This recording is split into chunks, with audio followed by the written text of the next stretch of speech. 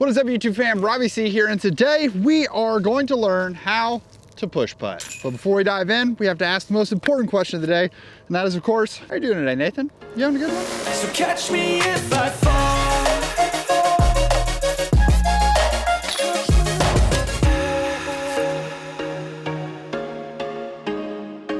Putting is all about finding your ability to get this disc into the basket in as few strokes as possible. I mean, really, that's just kind of disc golf in a nutshell. In driving or throwing the disc, there are certain mechanics that have to be achieved if you are going to find success while you're out there on the course. You have to have a certain level of a pocket. You have to make sure that the elbow space actually is created. No matter how you throw it, those are two things that sort of have to happen if you want to be, not just like terrible. But putting is something that can change so dramatically from person to person. And we can watch even several people that would call themselves spin putters that are gonna have a different approach on how to do it. And I would say that push putting actually opens even more of a spectrum for us to jump into. So what we wanna cover today is the basics of push putting and mechanics that I believe every good push putt should have. And then you can sort of model and change and adjust things to how you feel best fits your game. Because realistically, we've got two different types of push putters, heavy legs and heavy arm. So let's answer real fast what a push putt is and then head into the finer mechanics. A spin putt involves getting the disc spinning a lot more, as you could imagine. And that's not saying that a push putt doesn't have spin on the disc. And we'll talk about that a little bit more in the finer details. But a push putt, traditionally people define as a dad putt or closer to a granny shot, where the disc is coming down and it's going low to high and it's sort of rising up and lofting its way into the basket. At the end of the video, we'll talk about some of the biggest pros and cons of using a push putt, as we'll kind of discuss some of them throughout the video as well. But there's one major reason that most people end up on a push putt. Now, in this low to high motion, you're trying to send the disc and sort of create an arc up and into the basket, so that realistically we're just trying to drop the disc into the basket, as opposed to a traditional spin putt where we're zipping it past the basket, and it has a lot of strength and a lot of spin to it, and it can carry its way fighting against the elements. But a push putt, like I said, is traditionally going to look something a little more, well, depending on your skill level, it could look exactly like that. Let's try again, shall we? It's sort of a low to high, sending the putter into the basket. You can see there that at this short distance, they're a little more straight on line, but traditionally they're gonna have a little more arc to them. There are obviously putters that take this to an extreme level, but that's sort of the variance that we're looking at. But if you click this, you're probably interested in push putting. So let's talk about the finer mechanics. So grip on a push putt is really all about making sure that you are going to be utilizing your fingers as effectively as possible. A common phrase that you're going to hear used throughout the rest of the video is finger pop.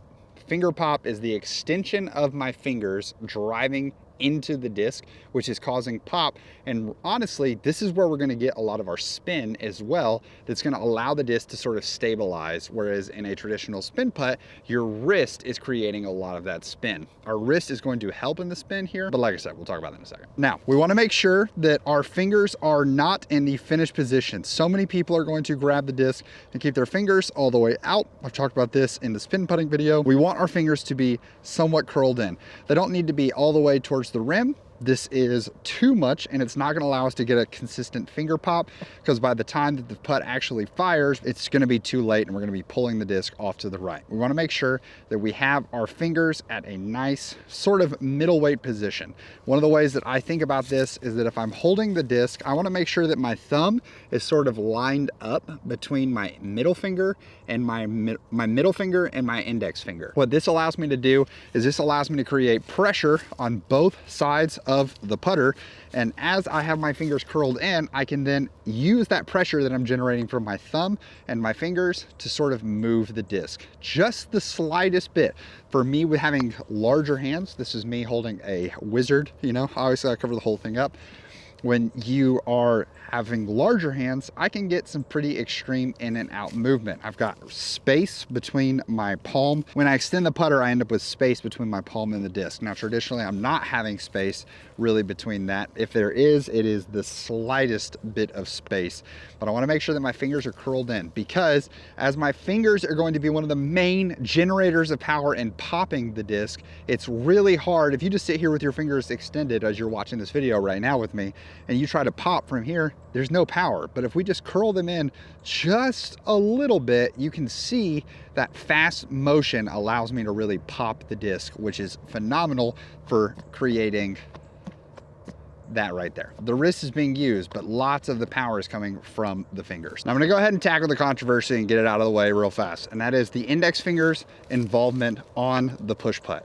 I know lots of people will copy this 6-time world champion, Paul McBeth, who takes his index finger and he puts it on the top of the rim like so. And I always ask when I'm doing putting lessons with folks, okay, so you've got your grip, you've got this index finger on the top of the rim. What's it doing for you? What are you hoping for this finger to accomplish? And I would say 90% of the time for most people, that finger, they say that I use it as an aiming point. As I extend the putt, I'm pointing my finger towards the target. And my follow-up question is always, well, what if I told you that we could use all of our fingers to do the same thing? Accomplishes the same purpose, but instead of only using it at the end of the shot, you actually, by taking this finger and putting it underneath the rim, just here, it doesn't have to be tucked in and touching the flight plate, just tucking it under just the slightest bit allows me to then use my finger actively during the popping portion, getting more, instead of just 3 fingers engaging in the finger pop, I get 4, which generates even more power. And then I can still, as I pop, I can still aim with those fingers and accomplish the exact same thing, but I'm using my finger the entire time versus early on. One of the ways that I do this is I think about, I don't know what these lines are called in our fingers, but I think about this line sort of resting on the bead. If you have a beadless putter, you can sort of curl it underneath as well. But this is my final grip. My pinky is a little bit away from the rim. Things are just kind of spread out, and this finger's underneath. The reason for this is, we'll talk about this with the wrist, but these fingers are actively going to be extending and popping as the wrist turns. So why don't we go ahead and just jump into the next section, which is the wrist. So the wrist is another piece where a finished position is where most people are finding themselves, and they're wondering why they don't have any power. For people who are push putters, and this is how they get into the sport, standing about 10 to 15 feet away from the basket, it feels like this is everything they've got in them to try and get the putter there. And rollaways, that's a hilarious result coming from that. And I would say the reason that it feels like you have no power on the putt is because if we're just using our arm to get the putter there, you can see this is super wobbly as I'm trying to get the putter there. And it's 1, 2, 3, 4. I'm only about 12 feet away from the basket, and I'm putting downhill, and I still feel like I have no power to get the disc there. And that's because I'm not using the wrist or the finger pop effectively on the putt. So in a push putt, we are actually supinating our wrist, which is turning the palm from sideways to up. Pronation would be turning the palm down. This is more so what happens during a spin putt. In supinating the putt, I am turning my hand up, and you can see that I subconsciously, because I'm so used to practicing this during my push putt, when I turn the palm up, I'm also extending my fingers at the exact same time. This 1-2 punch that's happening almost simultaneously is how I end up creating more power and more pop on the putt. Actively using your hand to create this putting motion is what's going to allow us to get the putter up and fly into the basket. So for a wrist position, one of the things that I like to talk about in my lessons is the mirror of shame. The mirror of shame is so many people have this putter square to their face. When they have it here, they're looking at it and just telling themselves, oh, I really hope I don't miss this putt. And what we want to do is we want to adjust the mirror of shame to a mirror of confidence. And I'm going to simply turn that to my card mates that are standing behind me. I'm going to let them see into it. So what I want to try to do is I want to create sort of a hyzer-ish angle. And some of you are immediately going to push back and say, well, I'm not trying to hyzer putt because then it slices through the chains and it doesn't go as effectively. Well, I would say that we don't have to hyzer putt simply because we're starting the disc in a hyzer position, because ultimately the finish position that we want to create on the putter is for it to be flat. Notice if I have the putter flat and I take it out of my hand, my palm is already up. So if I'm to supinate, there's very little range of motion from right here for me to turn the palm up. But notice if I take the putter and I start it on the slightest bit of hyzer. And now I take the putter out. Notice my wrist is down, my palm is down. So when I go to supinate, see how much more rotation and power that gives me? This is going to give me even more room to pop and get the disc up to flat. I'm going to use this combination of bringing the disc down, and I'm thinking to myself, get the putter flat. I'm driving my fingers into the bottom of the disc to create that flat motion while also turning and supinating my wrist. This is going to create a ton of pop so that I can get the disc flying towards the basket. So here I'm about 20 feet away from the basket. If I want to be a 900 rated golfer, which I would say a 900 rated golfer means that the best players in the world are obviously going to beat me consistently, but for most weekend warriors, if I could shoot 900 rated golf, I would be in the middle of the pack, upper middle of the pack to the weekend warrior. So as I'm sitting here looking at these 20 footers, I'm going to showcase what happens when I have the putter starting flat. I'm not going to supinate, and I'm not going to think about popping my fingers at all. I'm just going to have the putter flat. I'm going to be in finished positions, not extending my fingers, not popping my fingers. I'm just simply holding the putter flat. So I'm here at this, and from 20 feet, you can see how wobbly this putter is trying to get it there. I'm having to use my legs and my arm so much in order to get the putter there. And once again, putting downhill from there. These should be, for a push putter, downhill putts should feel so easy because I don't even have to loft them that much because the hill is going to allow me to drop into the basket. Whereas when I take this putter, put it on a little bit of hyzer, and I think to myself, get the putter flat, you can see there we overpowered it. You see how much smoother and flatter these putts come in and how much more aggressively they come in. I'm barely using any effort simply because I'm leaning into and trusting what the putter wants to do.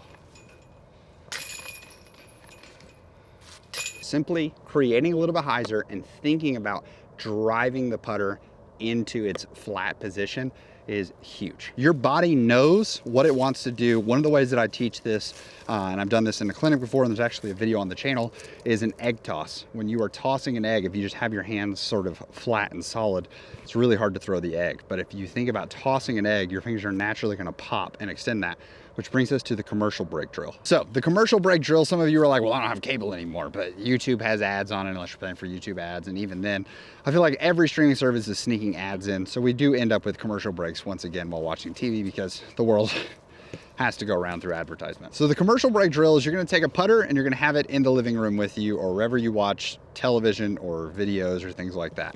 You're simply gonna take that, you're gonna be sitting in your chair and you're thinking about driving your fingers into the bottom of the disc as well as turning and supinating that wrist. And our goal is to get this putter to flat. What I don't wanna do is I don't want it throwing up in front of me. A great example of this is Connor talks about when he's been trying to feel the pop is he's taking the putter and he's throwing it up like this. I don't want it going flat this way. I want it going flat like a flying saucer because that is me feeling the pop of the putter. I want to create this flat flight. And if I'm sitting at my desk, I'm not trying to, while I'm outside, I'm not trying to go super high with it. I can just do this over and over again. This is me feeling the pop of the putter. If I'm having trouble with this, I can think about swinging and really driving these fingers in and going from sort of inverted. That's a good way to start the drill to get you to feel that. And the more you pop your fingers, the more that putter is going to spin. Now the last piece that I'll talk about on the wrist, because we have so many other things to cover here, is that I want to talk about your position on the clock of the disc. You can picture this as a clock. For most people, when you're gripping, you're going to have your grip. Lots of people try to start the grip at 12, which means my wrist is now in the way. So for me to get the disc out and around, it has to be over engaged in this. And in a push putt, what this can often lead to is me pulling the disc to the right and missing right because I have too much wrist. So for lots of folks, I will encourage you to start at 3 o'clock right here. And as you extend the putter, you're going to extend from 3 o'clock to 6 o'clock, 3 o'clock to 6 o'clock. And we think about as we supinate and we pop the fingers that we are going from this side powerful position to extending the fingers towards the basket. And that's going from 3 o'clock to 6 o'clock. When I practice this drill sitting even in my chair and I'm doing lessons with folks, I have to actively like reclose my wrist to try to catch the disc because it wants to scoot away from me as I'm doing this drill because of popping and extending those fingers.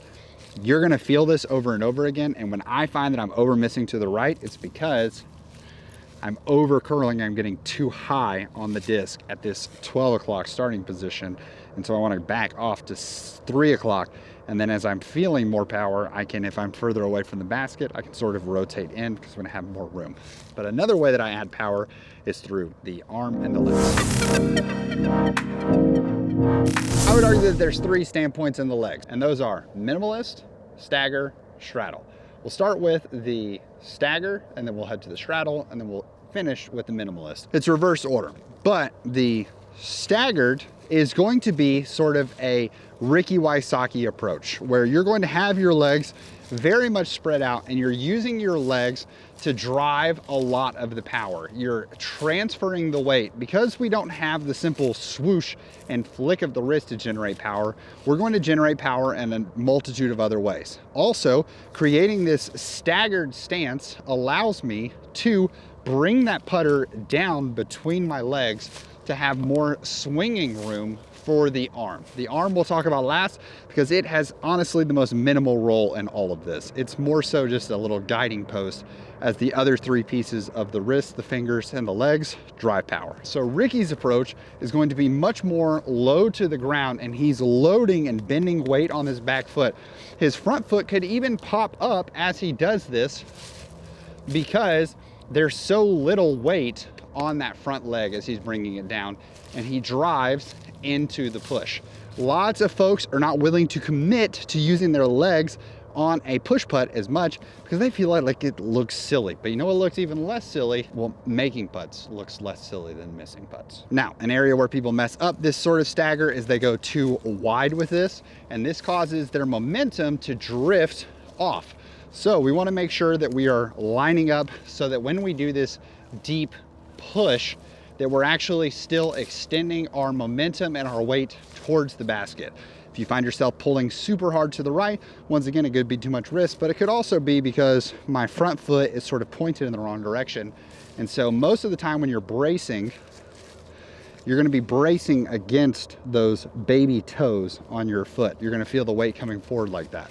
If you're lining your toes all the way up, it's very difficult to still have the putter be brought down and not have your leg be in the way on this. So if you want to bring past the leg, you have to turn that foot in order to create the swing plane for that. Probably the most famous straddle putter is the Sexton spinner himself.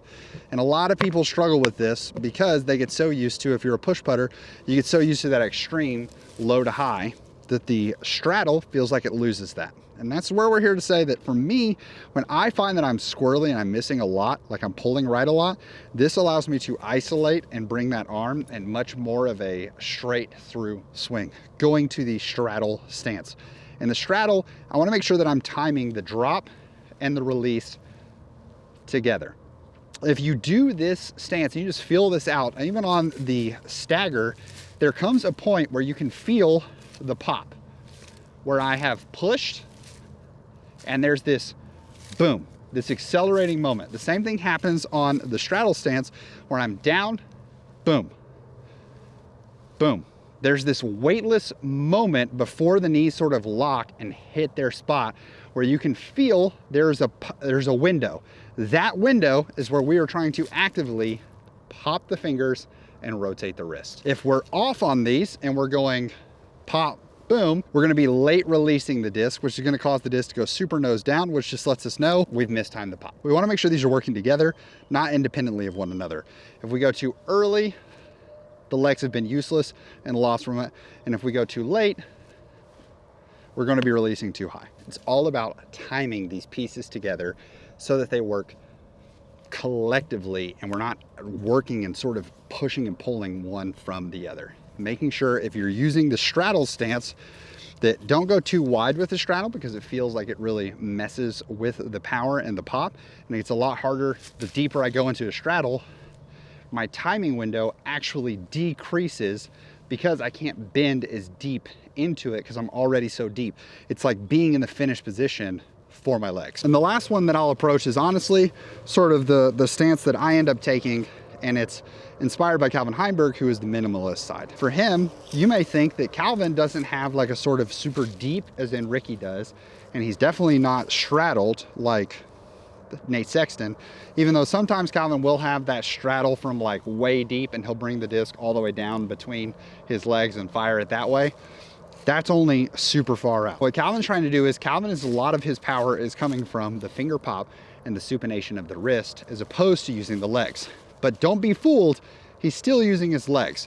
When we stop using our legs, it loses a lot of the guiding momentum and we end up with this disc that is super archy versus sort of still having the float and going towards the basket. So what we want to do here on the minimalist approach is we want to make sure that we are still up off of the weight of our back foot and we are falling back into it and we're pushing. Notice here, I can't really ever take the weight off of my front foot, but I can still somewhat to a degree rock. So I rock back and I pop. This allows me to bring the arm down and I pop. I still have weight moving back and forward as this is essential to the push putt because the arm is creating this sort of pendulum. We'll talk about the arm later. So where does the arm get involved in this? I would say that two of the main schools of thoughts on the arm are a locked out arm the entire time that acts as much more of a pendulum and we're letting the sort of things fire. And then the other is a bent arm that extends towards the basket. The bent arm extending towards the basket is definitely much more of a spin putt thing, but I would tell you that on shorter putts, making sure that the arm still has some extension is going to be good. I think that leaning towards the somewhat bent arm that comes down and extends and points towards the basket is what's really critical in timing the weight transfer for power as well as the extension of the arm towards the basket allows us to create, as you're visualizing a push putt, you're sort of planning the flight through the air and you're seeing that arc and you're dropping it into the basket. So you know, if I'm going to extend and get this putter to flat, how high am I going to drop that? How high am I going to pop this putter to get it to go? And you can see that arc going over an object and then into another one. Ricky Wysocki has a great video on this, talking about how he visualizes throwing over one target and then under another target. And that's how he visualizes his lines into the basket. As I'm using my arm, I'm simply creating guide rails for that arc to go towards the basket.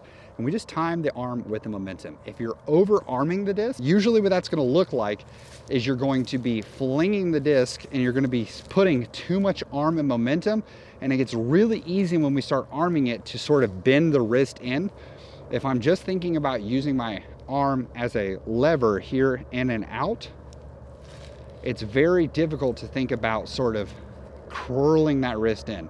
But as soon as I curl that wrist in, it becomes very easy to bend the arm in as well. And now I'm back in spin putt territory. For me, I use a slight bend on my hyzer, and then as I pop, I extend the hand a little bit. But notice, even when I extend the hand a little bit, my arm still has some bend to it. Don't be afraid of never fully locking the arm out. It's okay to have this bend the entire time. Realistically, we just want to make sure that our arm during the push putt is never pulling us offline. So if you're finding your legs getting in the way, rotating that leg a little bit allows me to rotate and pull the hips to the side, which creates that swing path for the arm to work more effectively. Okay, so let's throw some push putts and talk about the pros and cons of using push putts and why you would want to pick one over the other. The biggest pro we'll get to in a second, but one of the pros is that this feels like a very natural putt because you've likely thrown things before. But this sort of tossing motion, if you've ever said, hey, can you throw me the remote? Hey, can you do this? This is a very natural and athletic motion. Even if you don't feel like you've done athletic motions, this is one that a lot of people can connect with and feel that is very familiar, especially when you find yourself sort of leaning into the finger pop in this hyzer as opposed to being flat the entire time. It is a game changer in how you are able to score and create power out there on the course. Another pro of this is its consistency. When you are on with a push putt, it becomes really easy to make putt after putt after putt. And you can do this with confidence because the variables really don't change that much. It's not all about like, hey, the slightest change of my wrist pop is going to change things over like too dramatically. You can really find confidence and repeatability. So when you have an on day, you're gonna be making putts with the best of them. And when you have an off day, because the miss is high to low versus pulling it left and right, your misses are gonna still put you near the basket, which is the greatest pro of using push putts. If you get used to using push putts, when you miss, your misses will leave you shorter comebackers most often because of the fact that you're missing high to low and you're not left with these 30 and 40 foot comebackers as you're floating and lofting the putt into the basket. Now, once again, it doesn't have to be like super lofty like a Greg Barsby, because if we use this weight shift and this momentum transfer, you can send bullets right at the basket. It's okay to still have a push putt that's going on that loft, that drop, but it still comes in with a lot of speed and power. And even then, I'm not necessarily worried about the disc being super far past. But of course, we can't just highlight the pros because I'm biased here. I love this. I think it's a great putt. There are definitely some cons. If you find yourself playing in a lot of windy conditions, a push putt, because you were having to loft the disc and throw it a little higher, a push putt in the wind can feel terrifying because you're trying to aim this arc as opposed to going right at the basket. And that can feel awful because the wind really does get a hold of a push putt a lot more than it gets a hold of a spin putt, which sort of slices through the wind. Another thing is that from distance, it is traditionally harder to get a push putt all the way as far as you can get spin putts. I have friends who are spin putters, and from 90 to 100 feet, they are just crushing it and they're doing nothing to sort of change their putt. Whereas me personally, when I find myself at 90 to 100 feet, I have to switch to an entirely different throw because the odds of me making super long push putts are a lot lower. So your consistency range inside a shorter distance and inside the circle, I would say, goes up, and your confidence can also go up. But when you find yourself at those longer ranges, this is where the push putt really starts to come up short. And I think what's going to be interesting is you can push putt effectively from, I would say, up to 60 to 80 feet. But it's going to be very fascinating if these rules get approved for the circle changing to where after 30 feet now, or 33 feet, you currently can step through. You can demonstrate, like you can step through on the other side of that. You don't have to demonstrate balance. But at 45 feet, people who are moderate push putters may start to struggle. So we're gonna have to figure out how to really lean into using that wrist and those fingers to create the pop when you no longer can step past. And I'm just gonna be curious if more people switch to spin putting.